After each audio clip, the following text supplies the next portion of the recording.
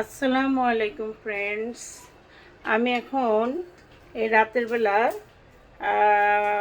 বানাচ্ছি পেশোয়ারি গরুর গোশত রান্না করতেছি আর কি। তো দেখেন কিভাবে করতেছি। এই যে এই তো প্রথমে মাংসগুলো ভালো করে ধুয়ে নেবেন। তারপরে এটা অবশ্যই চর্বিওয়ালা মাংস হইতে হবে, চর্বি থাকতে হবে। তারপর চর্বিগুলো সুন্দর করে নিচে বিছিয়ে দিয়ে ওর উপর মাংসগুলো দিয়ে দেবেন। মাংসগুলো দেওয়ার পর আস্ত 2টা পেঁয়াজ, একটা রসুন, আস্ত একটা রসুন, আর কুচি কুচি করে জাস্ট কিছু আদা দিয়ে লবণ দিয়ে ভালো করে মেখে চুলায় বসিয়ে দেবেন। আস্তে আস্তে সেদ্ধ হবে, সেদ্ধ হয়ে পানি যেটা বেরোবে সেটা দিয়েই মাংসটা সেদ্ধ হবে। হওয়ার পর এটা নামিয়ে ফেলবেন। বাস হয়ে গেল পেশোয়ারি মাংস।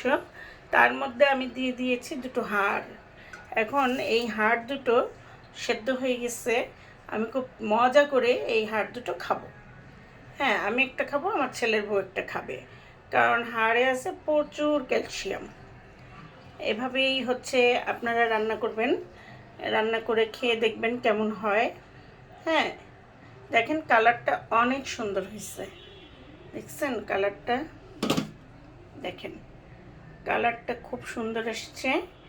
তো এইভাবেই, আর মাংসগুলি খুবই সফট হয়ে যায়, এভাবেই রান্না করতে হয়। আবার সাথে রান্না করতেছে এখন আপাতত রাইস।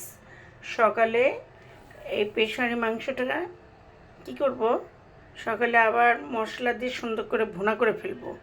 ভুনা করে তখন পোলাও রান্না করে ওইটা দিয়ে খাবো। তো আজকে এ পর্যন্তই। সবাই ভালো থাকেন। আল্লাহ হাফেজ।